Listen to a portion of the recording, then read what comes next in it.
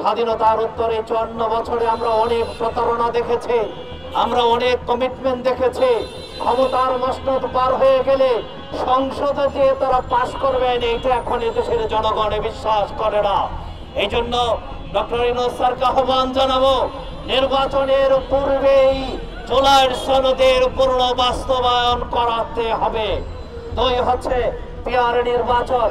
আজকে পিআরের নির্বাচন নিয়েও যে অবস্থান তৈরি করেছেন, সে অবস্থান থেকে কেউ বলেন খায় না পড়ে, কেউ বলে মাথায় দেয়, কেউ বলে ভোট দেবে একজাক্ট ঢাকায়, সংসদ সদস্য হবে সুদূর বরগুনা। এত কিছু ধূম্রজালের মধ্য দিয়ে তার কথা প্রমাণিত হয়েছে।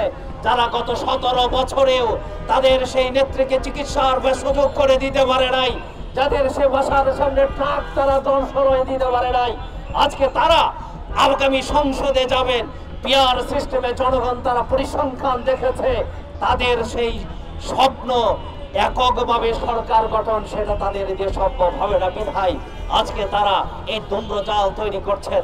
আমাদের স্পষ্ট ভাষা, আগামী জাতীয় সংসদ নির্বাচন পিআর ছাড়া এদেশের জনগণ মেনে নেবে না। আর আদায় করার জন্য যে প্রয়োজন, আমাদের এই শান্ত ঠান্ডা মেজাজের কর্মসূচি দেখে যদি আমাদেরকে মনে করেন যে না আমরা টাইম পাস করছি, টাইম পাস নয়, আমরা আহ্বান করব জনগণের দাবি, জনগণের আহ্বান, জনগণের কথাগুলো আপনারা সেগুলো প্রকাশ করে বোঝার চেষ্টা করুন। তার সাথে সাথে বলবো, নির্বাচনে লেভেল প্লেইং এখনো পর্যন্ত সেই ফ্যাসিস্টদের পেতাত্তারা ডিসির চেয়ারে বসে আছে, ওই যারা পেতাত্তা যারা আছেন, এসপি সাহেবরা ক্ষমতায় আছেন, শত শত সচিব মহোদয়রা চেয়ারে বসে আছেন। তারা সেই সময়ও গত 17 বছরে যারা হালুয়া রুটি খেয়েছেন, তাদের মাধ্যমে এদেশে সুষ্ঠু নির্বাচন আশা করা যায় না। যে জন্য তিনি পরিবর্তন কোথায় করেছেন? তিনি যে করার কমিটমেন্ট দিয়েছেন জাতির কাছে, সেই কমিটমেন্ট রক্ষা করতে পারেনি।